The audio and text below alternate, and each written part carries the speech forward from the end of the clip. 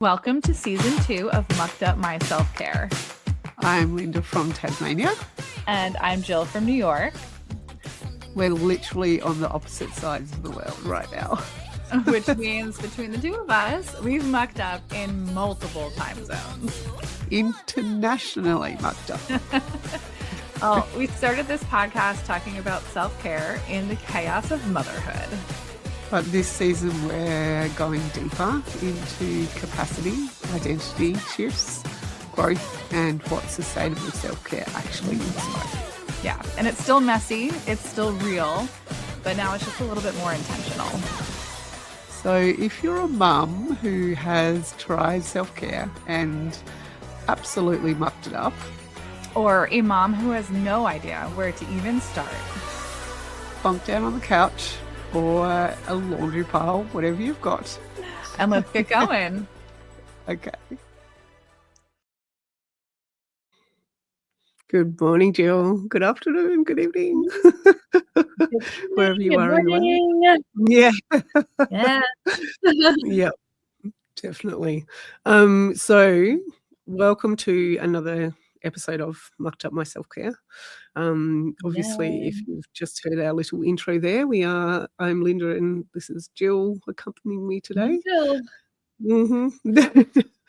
And today we're going to tackle the topic of mental load, which is a term that's been thrown around a fair bit at the moment, especially all the buzz on social media and that sort of stuff.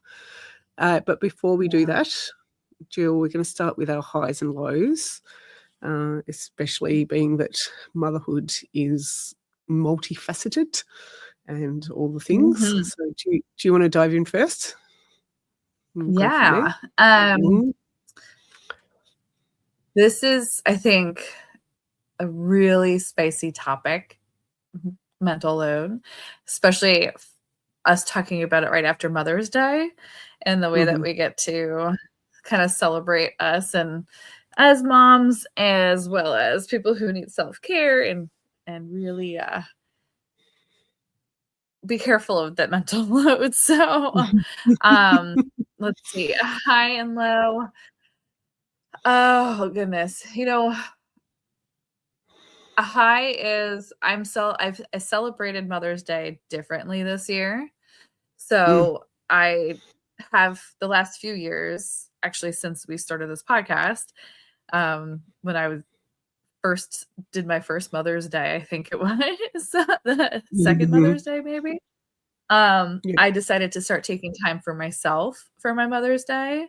And I let my husband and my son go celebrate his mom, and they came back and then celebrated me. And, I tried to make it really a me day.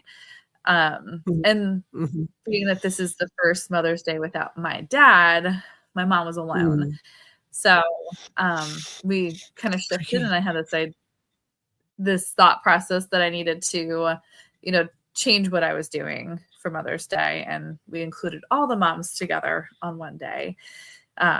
So it was different and special. And I think it was good to have that kind of a experience this time. My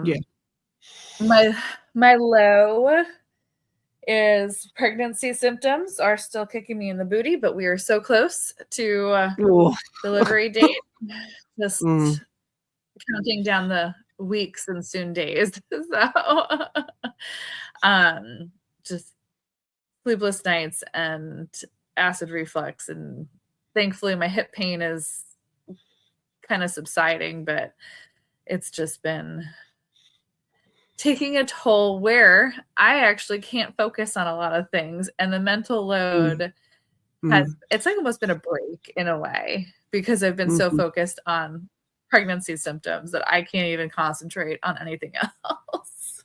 Yeah. That's where I'm at. What's going on for you with your highs and lows, Linda? I'm going to start with the low as well. I often feel, and I know we've talked about this lots and lots, but in a house with 4 kids, I feel quite outnumbered in the mess. And I actually said to my sister last night, I said, I feel like my tea towels are having babies. Like, I literally turned around and did bedtime for about an hour and came out, and there were 5 more on the bench. I'm like, "Oh!" I just did a load of towels, and there were 5 more on the bench. And every time someone needs to dry their hands, they get a new tea towel. I'm like, "Oh my gosh," or, hand towel. So it just feels never ending and quite, I'd like to say unfair, but that's sort of me having my own little tantrum and that sort of thing. Really? So, and the high for me is I actually also did Mother's Day a little bit differently this year. We had our term break just recently, and so it came just before Mother's Day. And Australia is called the lucky country for many reasons, and we actually have free public transport at the moment. So we have all our buses and everything are free. So we caught I think it was almost 3 hours. So we went from the bottom of the state to the top. We had a 3-hour bus ride for free, so I didn't have to pay for petrol or anything. So we took a free Nice. bus ride, and then I had a cheap accommodation for the night, and we basically did all of the parks, the free things that we could do for a really economical night away, and it was just really, really nice and lovely, and the kids were saying thank you and lots of gratitude and appreciation and good memories and just so many things that were really, really great to know that you can do it even if you Yeah. think you can't sometimes, because like petrol alone would have been probably $200, but I think we did the whole holiday for under 200. So, Wow. which is pretty amazing actually, and it was just a really great time. Everyone was relaxed. We did the park in the dark, things like that, which the kids So absolutely cool. loved. Yeah. Yeah. Yeah. So really good. So on to today's conversation. Jill, Mhm. mental load. Why does it matter? Yeah. It's not just we're so tired conversation. Yeah. um, I love you came to the table today with some research behind why self-care feels impossible. And that it's not just like we've always talked about spa days and manicures, bubble baths. It's, real Mhm. hard work to get that good self-care. And so, Yeah. what did you find out about it, the mental Yeah, load so and I self-care? actually I found some research from 2024 which found that mums carry 71% of household mental load tasks. So that's things like the thinking about what's going on, the planning, the scheduling, the organising, all of that stuff that actually keeps the wheels keeps the boat afloat, if you like. And so it's really interesting, that would probably, I guess, be in a two-person household as well. So if, like me, Mhm. you've got 100% of all the tasks, if you think about the load of that constantly running through your mind, it's pretty full on, isn't it? Yeah. Yeah. Yeah. Yeah. And, conversations have happened around like multitasking and Mhm. like we become very good at it, but you can't ever give yourself 100% into two Mm. things at the same time. So multitasking really doesn't work when you're trying to be productive. So how are Yeah. we really able to do all of this stuff when our brains never truly turn off? That, Yeah. Mhm. it's constantly thinking about all the things that we don't see around us and we do see around us. Mm, mhm, Yeah. and it's the constant interruptions that are really exhausting as well, Yeah. It stops it while we're thinking about all the mental load tasks, we're not really thinking about self-care a lot of the time either. Yeah. I mean, It's it's extremely hard to think about how to fill your own cup. mhm. Like, yeah. Extremely, yeah. And So, it's not we're yeah, failing at it. It's just not set up. It's not a system that's set up for us to succeed. mm, yeah. So let's talk about, us sitting down here and having this conversation. Why, I think a good place to start will be, I guess, the opposite of all of that mental load running and rest, because sometimes even though you're resting or sitting down or that sort of thing, the mental rest that we need, because you might be sitting down, but your brain's still going at 100 miles an hour, right? Like it doesn't actually switch off. And we talked in the last episode a little bit, and in many, many episodes, about the guilt that kicks in. And I mean, specifically for you at the moment, Jill, as well, for in pregnancy, like how are you trying to rest in a mental load way, plus physically, but let's just talk about the mental aspect. What does that actually look like for you at the moment? Like I said, with like my low today, I feel like it's almost, I've taken a break from the mental load, where I've kind of shut it off and almost become like I don't care kind of at the moment and let things go when it comes to overthinking about the stuff. So like, I know I have to do laundry when I don't have any underwear left, instead of thinking I have to do laundry every so many days because it's a laundry day.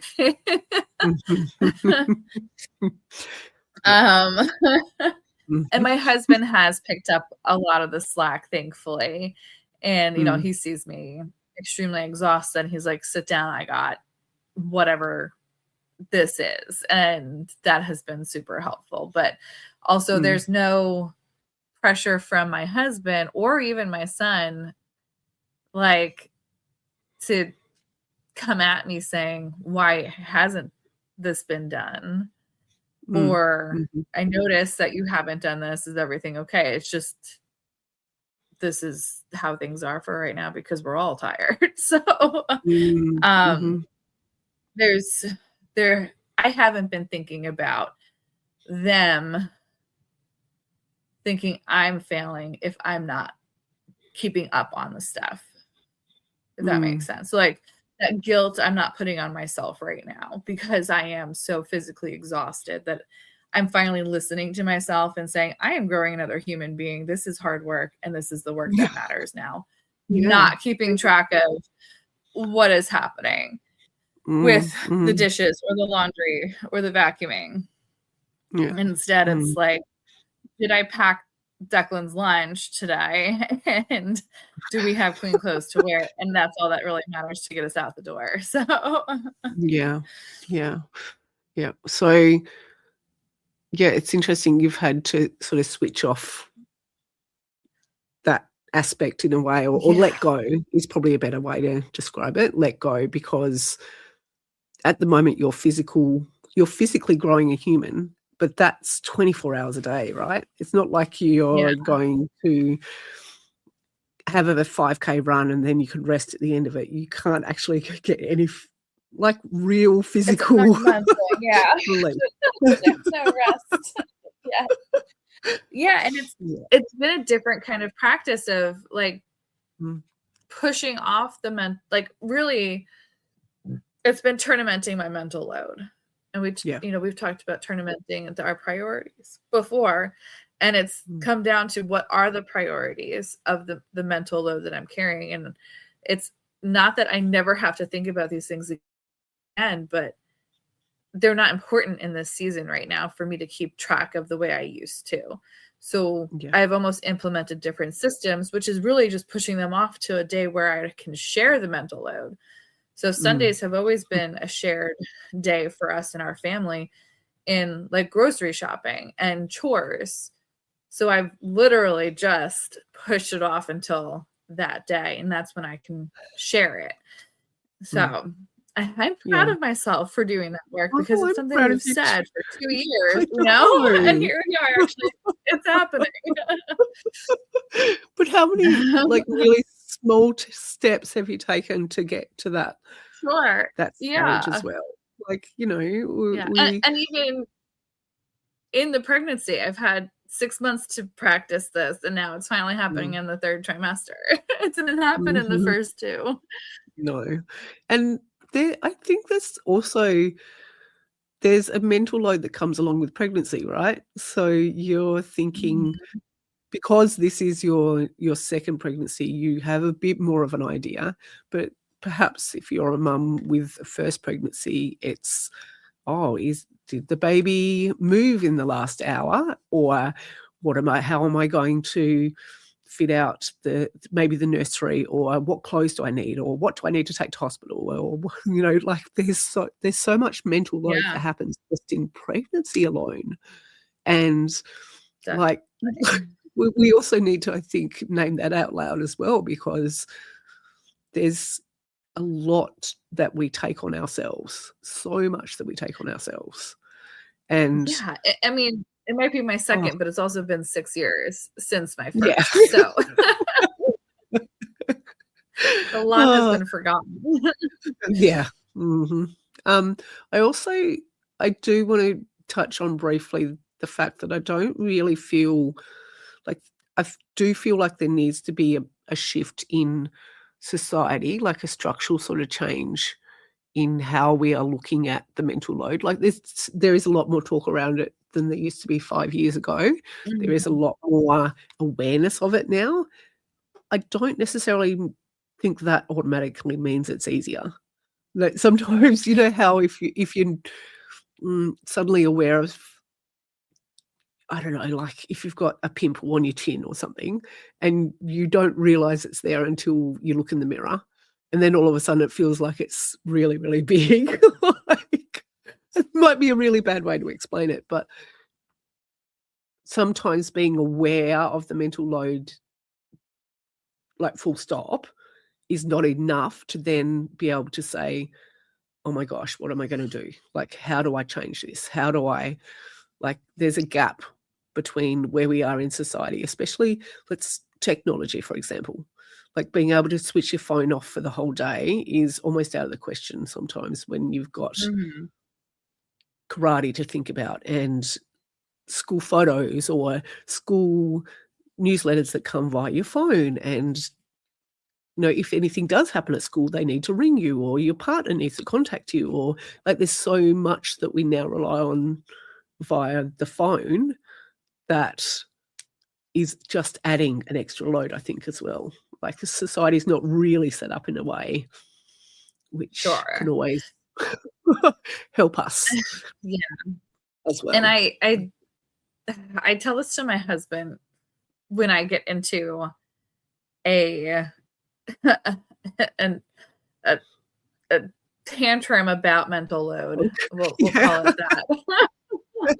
In that I wish we hadn't gotten our house together when we did, because I wish Mm, he had lived on his own for some time before we lived mhm, together. Because he mhm, went from living with family to living with a significant other and never got mhm, to experience figuring his own shit out and mhm, mental load on his own. He just mm, went from having someone else take care of it the whole time. mhm. And Yeah. I think that could change a lot in us. I'm not saying it would, I have no idea, but, it's often something I say when I'm in my tantrum phase Yeah. of being overwhelmed. Like, I wish you had a Yeah. chance to live on your own because you would have known how Mm, this is all plays out, like, ugh, mm. but And, I I if I don't know. systems were set up a bit better, there would be things like support groups, or ways that both men and women could learn how to manage running a home under this circumstance or that, or, like, Yeah, all of the things, because aside from the role models that we might have, we're not a lot of the time, we're not really taught how to how to manage on our own until we're on our own, right? Like, yeah, there's a and lot, it's either then especially. we're Mm, searching about it online or we're just kind of mhm, figuring on our own. I mean, mhm, my school didn't have it, but my husband did have, like, home ec classes and, but it was how to do things like sewing and cooking, but not like, I love the one part where nobody taught us that how we need to do our taxes or balance a checkbook, Yeah. like Mhm. these Mhm. real life things that we Yeah. had to learn through watching our parents do. And now it's all Yeah. electronic. So Mhm. yeah. And previously, we would have picked up the phone and maybe said to mum or grandma or somebody else, like, "Hey, I'm trying to cream the butter and sugar and it's not working. Can you tell me how to do it?" But now we'll Mhm. often be like, "How to Google," or something similar, "How to cream butter and sugar," instead of just Uh-huh. picking up the phone and, I obviously, that's something that's close to my heart as far as passing down family recipes and all those sort of things. That's not happening as much now, as it used to. No, it's So, definitely not. Yeah. yeah. So, what's one piece of the mental load? Um, I think, yeah, in thinking about the mental load and what we've been carrying and all that sort of thing, I'd love for people to just think about what's one aspect of the mental load that you've been carrying on your own or silently or via Google or that sort of thing, that someone else could know about, maybe if you share that in a Mhm. conversation or via in all sorts of mediums that we could do that. I think that's a really good thing to think about in reflection of this episode as well. Yeah, Um, definitely. I think yeah. like a good example, like right now for me and my husband, I have tried and I'm still trying to Mm. really pass off the food mental load to him. Oh, yeah. Um, Yeah. in him keeping track of what we need to do. I still write out a shopping list because Same. Yeah. Yeah. I don't have it fully. The system is not fully prepared for him to take it on fully. So I Mm. don't have Mhm. we I have like 30 recipes that we split up for the month. So we have a different meal every day that we're cooking. And I just don't have it printed out accessible for him to go ahead and write the Mhm. list from it. So I'm still writing the list, but I know he can look in the fridge and the pantry and see what we're low on to add to the list. Mhm. So we're kind of like in this transition of passing it off all the way, but Mm. that's like my one example of the one thing that he really can take on. He already takes on going out and doing the food shopping itself and putting it away. And he does keep track of some of the things that he knows we need when he finds that we're out of it. So Mm. we're almost there. And I think that's really like for us, it's something simple. It could be something as simple as laundry, if that's the Mm. other thing. If there's just a hamper and it's full, that doesn't need to always be one person's responsibility. And that's another thing that we are working on transitioning over to. Mhm. Yeah. I think one thing that I'd like to work through is giving over the task of finding a good bank account for my teenager. I'm actually gonna pass that one on to Mm, my family because it is something that I've been putting off and putting off and putting off, and yeah. I need to be able to share that out loud with other people that, have been offering to help. It's just always slipped my mind each time I have the conversation. And, look, he's 14 now, so he can also start to look at what would be the best and Yeah. those sort of things. But it is something that I have been carrying silently, and Yeah. yeah, it's just a matter of doing the research and finding out which one's best, but it's not always Yeah. that easy, is it? Yeah. Yeah. Yeah. And Mhm. I think I think it can be challenging for us when we don't feel like we have someone we can share that load with too. Mm, mhm. So Yeah. Linda, I'm glad you said that you're going to be relying on extended family to be helping you with Mhm. that. Yeah. Yeah. Because there are people who do ask how you can help, and we just aren't thinking that that's something we can pass off to someone. Mm. Mhm. And even to our children sometimes, like we have to give our kids credit. They can do hard things. Like if we just start asking them for help here and there, like, well, Declan's finally picking up his own clothes off his floor without me asking. So it's like, okay, so now where can we start to implement where that does come off my shoulders? So build on that. I love that you're asking. Yeah. Like that's our win for today. Like you were starting to say, excuse me, like what's one of those pieces of your mental load that you've been carrying around that someone else could know about? Even just saying it out loud. Starting to have a conversation with their kids. Even if you're not ready. Yeah. Yeah. Yep. Doesn't have to be that you're passing it on to them, but you're actually starting the conversation, and there might just be a simple way. So yeah. It's all I actually say to the kids often, the answer will always be no if you don't ask. And I can probably take that advice on myself as well, because they often hesitate in asking some things, and I'm trying to encourage that, not only internally but externally in the bigger world, like school and other groups and stuff like that. So so we're not the only adults who can trust. They can ask other people. Yeah, exactly. Yeah. So I don't know about you, but I do feel a little bit lighter just having that conversation and sharing some of the the ups and downs and reality of what the mental load looks like as well. It's good to have those questions to think about and the concrete examples and things like that.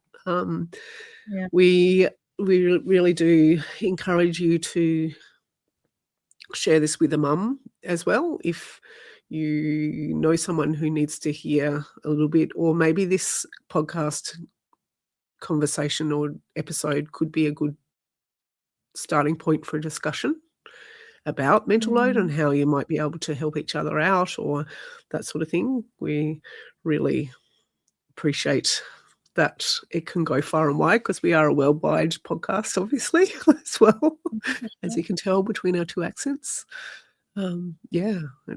It's really, really good to have these conversations too. I always appreciate them. And thank you for listening and showing up today to listen. We're all stuck in our own muck, it feels like, and we wouldn't be able to have this podcast be what it is without you listening. So exactly. Thanks for being here. Yeah. So Jill, until next week.